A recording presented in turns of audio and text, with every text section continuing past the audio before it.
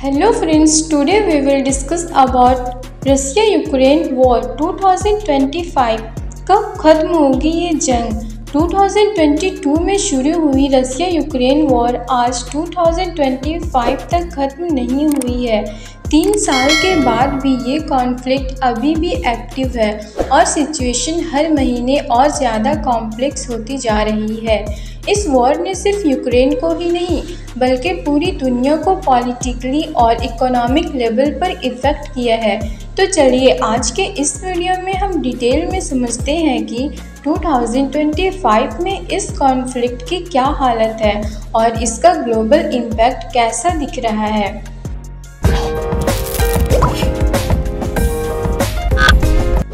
आज के टाइम पे रसिया ने ईस्टर्न यूक्रेन के कई हिस्सों पर कंट्रोल बना लिया है। डोनेस्क, लुहांस्क, मारियोपोल जैसे एरियाज में रशियन बैक्ड फोर्सेस के अंडर है। यूक्रेन भी पिछले 1.5 साल से वेस्टर्न कंट्रीज़ के दिए गए एडवांस वेपन्स के साथ रेसिस्टेंस दे रहा है, लेकिन मेन पावर और रिसोर्सेज की कमी उसके लिए एक बड़ी मुसीबत बन चुकी है।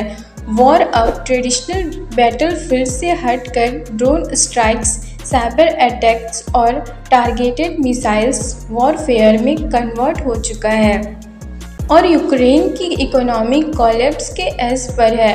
इंफ्रास्ट्रक्चर काफ़ी डैमेज हो चुका है। Hospitals, roads, bridges, railway lines सब कुछ पार्शियल या टोटल डिस्ट्रक्शन में जा चुके हैं। लगभग 6 मिलियन से ज़्यादा यूक्रेनियंस रिफ्यूजी बन चुके हैं और यूरोप के अलग अलग कंट्रीज़ में टेम्परेरी शेल्टर में रह रहे हैं। देश की इकोनॉमी वॉर स्पेंडिंग और एड के सहारे चल रही है, लेकिन लॉन्ग टर्म रीबिल्डिंग अभी भी एक सपना ही लग रहा है। फिर रसिया ने वॉर के 3rd ईयर में अपना स्टांस स्लो और स्ट्रेटेजिक कर लिया है।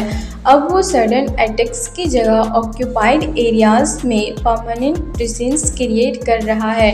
पुतिन ओपनली कह चुके हैं कि डोनबास रीजन रसिया का हिस्सा है। रसिया के मिलिट्री अलायंस बेलारूस, ईरान और नॉर्थ कोरिया जैसे देशों के साथ स्ट्रॉन्ग हो रहा है और ये कंट्रीज़ रसिया को वेपन्स और ड्रोन्स प्रोवाइड कर रही हैं।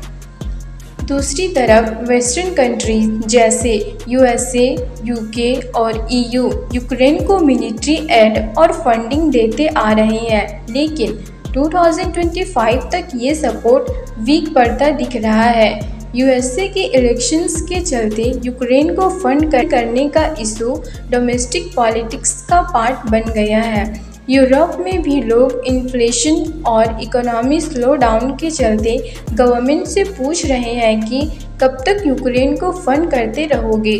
इसके बाद रसिया पर लगे सैंक्शंस के कुछ इकोनॉमी इम्पैक्ट भी ज़रूर हुआ है, लेकिन उसने चाइना, इंडिया, यूएई और ब्रिक्स नेशंस के थ्रू अपना ट्रेड डाइवर्ट कर लिया। रशियन ऑयल अब भी एक्सपोर्ट हो रहा है डिस्काउंटेड रेट पर, लेकिन कॉन्टिन्यूअस फ्लो के साथ सैंक्शंस ने रसिया को आइसोलेट करने की कोशिश की गई थी, लेकिन वो उतनी इफ़ेक्टिव नहीं रही जितनी वेस्ट ने एक्सपेक्ट की थी। साथ ही न्यूक्लियर थ्रेट अभी भी जिंदा है। रसिया ने टैक्टिकल न्यूक्लियर थ्रिल्स शुरू कर दिया है और ओपनली वार्निंग दे चुका है कि अगर यूक्रेन ने क्रीमिया रिक्लेम करने की कोशिश की तो एक्सट्रीम स्टेप लिया जा सकता है। ये टेंशन सिर्फ रीजनल नहीं ग्लोबल है और नाटो भी इस पॉसिबिलिटी को सीरियस ले रहा है। कई बार यूनाइटेड स्टेट्स, तुर्की और इवन चाइना ने पीस टॉक्स करवाने की कोशिश की, लेकिन हर बार या तो रसिया ने कंडीशंस रिजेक्ट की या यूक्रेन ने टेरिटरी लॉस एक्सेप्ट करने से मना कर दिया। दोनों तरफ से ट्रस्ट की कमी है और इस वजह से डिप्लोमेटिक सॉल्यूशन हर बार फेल हो जाता है।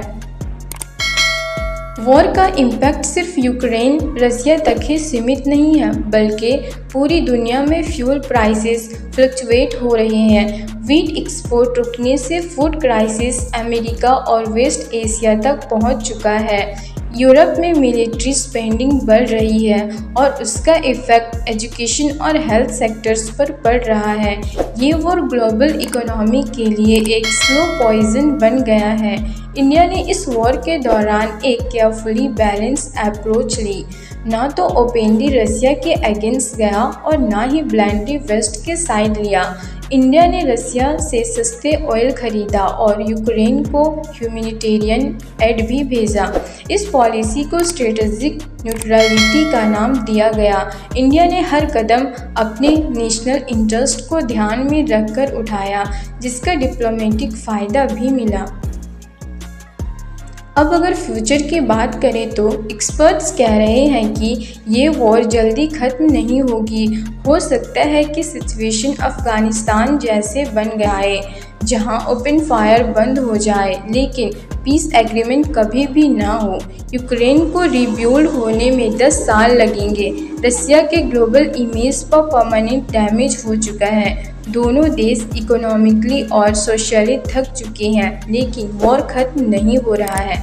आखिर सबसे बड़ा ये सवाल है कि क्या ये वॉर एंड होगा, और अगर हाँ तो कब? इसका जवाब किसी के पास नहीं है, लेकिन एक बात तो क्लियर है, ये वॉर दुनिया को एक नए कोल्ड वॉर जोन में धकेल रहा है, जहां ट्रस्ट नहीं, सिर्फ अलायंसेस और वॉर की गेम चलती है। इस पर आपका क्या कहना है, हमें कमेंट्स में ज़रूर बताएं। और अगर आपको वीडियो अच्छी लगे तो लाइक, शेयर एंड सब्सक्राइब करना ना भूलें। Thanks for watching.